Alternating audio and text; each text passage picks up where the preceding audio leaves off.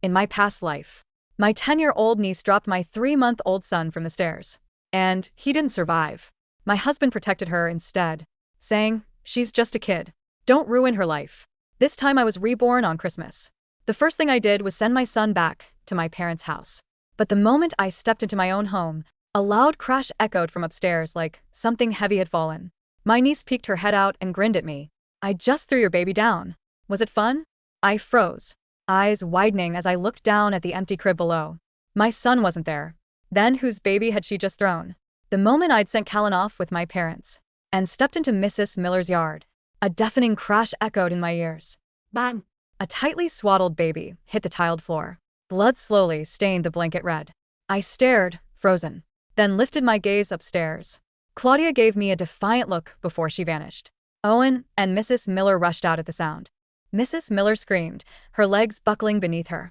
Owen staggered over, trembling, and glanced at the infant. "Cassie, the baby isn't breathing." I couldn't even bring myself to look. I sprinted upstairs. Claudia had locked herself in a room. I kicked the door hard. "Claudia, open this door. Who did you throw down?" There was no answer from inside, but I could hear her and her friend giggling. "Claudia, what if they call the cops? My mom won't hit me, will she now? We didn't mean to, right? Besides, the police don't arrest minors." Those fearless words pierced my ears like thorns. I couldn't stop trembling. I slammed my entire weight against the wooden door. "Get out here. Do you have any idea what you've done? This is murder." Owen, who had just arrived, quickly grabbed me. His eyes were bloodshot. "Cassie, calm down. Don't scare them." My eyes filled with pure hatred, locked onto him. It was just like the last life. Our son was dead, and he was still worried about scaring Claudia. Mrs. Miller wiped away tears. "Claudia went too far this time. But you don't have to be so unforgiving. The baby was only 3 months old." He's gone. So he's gone. "You two can just try for another." I froze, utterly stunned. It took a moment for their words to register. They thought it was my son who had died. But I had just given my son to my parents, whose tiny body was lying downstairs. Owen came up and hugged me, swearing, "Cassie, I promise I'll get justice for our son. But Claudia is still young and doesn't understand." Before he could finish, I shoved him away. "What do you mean? If she's so clueless, why doesn't she jump herself?" With that, I grabbed a chair and slammed it violently against the door. The wooden door rattled and groaned, shaking the entire house. "Claudia, get out here, or I'll smash this door down. How dare she kill someone and get away with it? Even if it wasn't my child who died today, I would still fight for justice for him." Seeing how hard I was hitting it, Claudia yelled from inside, "Stop smashing. If you keep going, I'll jump." I was panting from the effort. I turned, rushed to the kitchen, and grabbed a knife, hacking it into the door. The blade bit deep into the wood. Stuck fast. Jump, then. "If you don't, I'm coming in there, and I'll kill you myself." Claudia couldn't stand the pressure. She opened the door, a look of impatience on her face.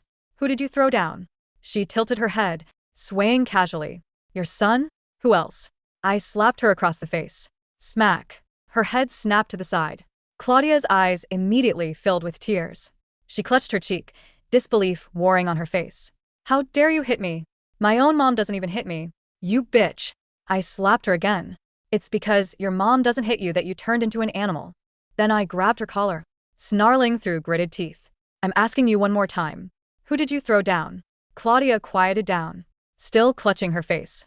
"It was your son, but I didn't mean to. I just wanted to see what would happen if he fell. I didn't think he'd actually die." I peered into the room. The window was open, letting in a chilling blast of cold air. Claudia's friend was cowering by the bed, too scared to say a word. They were old enough for elementary school. How could they not know the danger? Owen tried to reason with me. "Claudia has already apologized. Cassie, you've let out your anger. Let's just bury the baby." The absurdity of it all struck me. A human life was gone, and an apology was all it took. Mrs. Miller rushed over and tightly hugged Claudia, tenderly stroking her face, murmuring, "You hit her so hard. Her face is all red." Her face was only red from my slap, but that baby had lost his entire life. I roughly pushed Mrs. Miller away, then grabbed Claudia's hair and dragged her toward the window. "You didn't know what would happen if he fell, right? Why don't you try it yourself?" Claudia screamed, terrified, struggling against me. "No. "I don't want to. I'll die if I fall.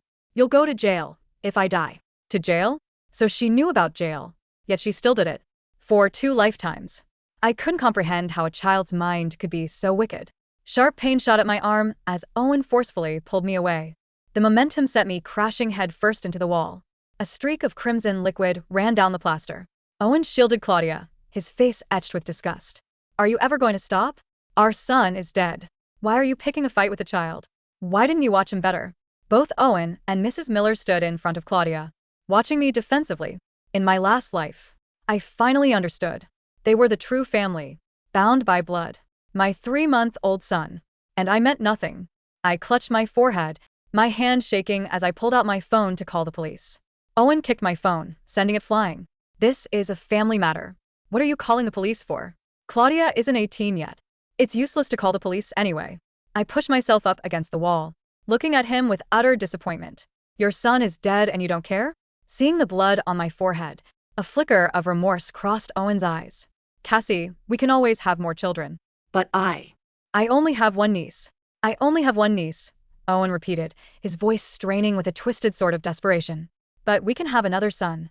The air in the room grew heavy, suffocating. I looked at the man I had once loved, the man who had let me die in despair in my previous life. Blood trickled down my temple, stinging my eye, but I didn't wipe it away. I needed him to see it. You're right, I said softly. My calmness was terrifying, even to me. You only have one niece. And you're about to find out exactly what she is. Suddenly, the silence was shattered not by me, but by the wailing of sirens. Owen's face drained of color. You didn't.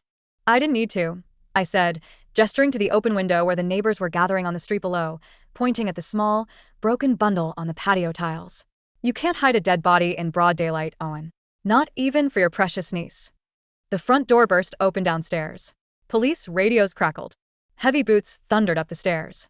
Don't say a word, Mrs. Miller hissed at Claudia, pulling her granddaughter behind her. It was an accident.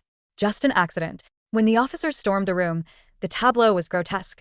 A bleeding woman, a terrified elderly woman shielding a smirking child, and a man trying to look authoritative while shaking in his shoes. What happened here? The lead officer demanded. A tragic accident. Owen interjected quickly, stepping forward. My niece. She was playing. The baby fell. It's a family matter. There is a body on your patio, sir, the officer said, his hand resting on his holster. This is a crime scene. Everyone downstairs. Now. As they herded us out, I stayed silent. I watched the paramedics rush to the patio. I watched the grim shake of their heads. I saw the coroner's van pull up. It wasn't until we were standing in the living room that the reality began to fracture. A woman burst through the front door, pushing past the officers stationed there. She was blonde, frantic, and wearing a coat that looked far too expensive for a casual visit. Owen, she screamed. Where is he? Where is Liam? Owen froze. His eyes bulged, shifting from me to the woman. Mrs. Miller let out a strangled gasp and covered her mouth. I watched, confused for only a second, before the pieces clicked together with the precision of a guillotine blade. The woman wasn't looking at me. She was looking at Owen. And she wasn't asking about Callan. She was asking about Liam. Sarah. Owen stammered, his voice a broken whisper. What are you doing here? I came to pick him up. Your aunt said she'd watch him until 5. Sarah screamed, her eyes wild. I saw the ambulance outside. Owen, tell me Liam is okay. The room went deathly silent. Claudia, still chewing on a fingernail, looked at the new woman with mild curiosity. Who is Liam? I asked, my voice cutting through the hysteria. Owen couldn't speak. He looked like a man who had been gutted. The paramedic walked in then, holding a small plastic bag containing a bloody blanket. We need someone to identify the body, he said somberly. Sarah let out a sound that wasn't human. She shoved past Owen and ran to the paramedic. When she saw the pattern on the blanket, a distinctive blue with little anchors, one I had never bought, she collapsed. My baby, she shrieked, clawing at the floor. You kill my baby. I looked at Owen. He was staring at the floor, tears streaming down his face. Not the fake tears he had shed for Callan in the last life. These were real. Owen, I said, a cruel smile touching my lips. Whose baby is that? He fell to his knees. It's my son, he sobbed. My son, Liam. The irony was so sharp I almost laughed. In my absence, Owen had brought his illegitimate child to his aunt's house. Mrs. Miller, the woman who claimed to love family above all, had been babysitting her secret grandson. And Claudia, in her blind, murderous malice, hadn't checked which baby was in the crib. She just saw an infant in the house and assumed it was mine. She had killed Owen's secret son. And Owen, thinking it was my son, had protected her. You protected her, I whispered, stepping closer to him. You said, she's just a kid. You said, don't ruin her life. You said, we can just have another. No. Owen gasped, clutching his chest. No, I didn't know. I thought it was Callan. So, it was okay if it was my son? I asked. But now that it's your mistress's son, does it hurt, Owen? Does it hurt? Sarah stopped screaming and looked up, her eyes burning with confusion and rage. What did he say? She hissed. She scrambled to her feet and lunged at Owen, beating his chest with her fists. You protected her? You let that psycho little brat kill Liam, and you tried to cover it up? I didn't know. Owen wailed. I turned to Claudia. She was no longer smirking. She looked confused. That wasn't your baby? She asked me. No, Claudia, I said coldly. My son is safe at my parents' house. You killed your Uncle Owen's baby. Claudia blinked. Then she shrugged. Oh. Well, he shouldn't have been in the way. The police station was cold, smelling of stale coffee and disinfectant. I sat in the interview room, a bandage on my forehead, giving my statement. I told them everything. The assault, the threats, the previous behavior of my niece, leaving out the reincarnation part, of course. But the real drama was unfolding in the room next door. Because the victim was not my child, and because the father of the victim had attempted to obstruct justice at the scene, Owen was not being treated as a grieving father. He was being treated as an accessory. Sarah, it turned out, was the daughter of a prominent city councilman. She had the money and the connections that I lacked in my previous life. She was out for blood. I walked out of the interview room to see Mrs. Miller sitting on a bench, looking 10 years older. When she saw me, she stood up, trembling. Cassie, she pleaded, you have to help us. Sarah is going to destroy Owen. She's going to press charges against Claudia. You have to tell them Claudia has issues. Tell them she didn't mean it. I stopped and looked at the old woman. Mrs. Miller, you knew about the affair. You were babysitting the child. I just wanted a grandson, she wept. You were always so busy with work and Callan was so fussy. Liam was such a good baby. And now he's dead, I said. Because you raised a monster and refused to discipline her.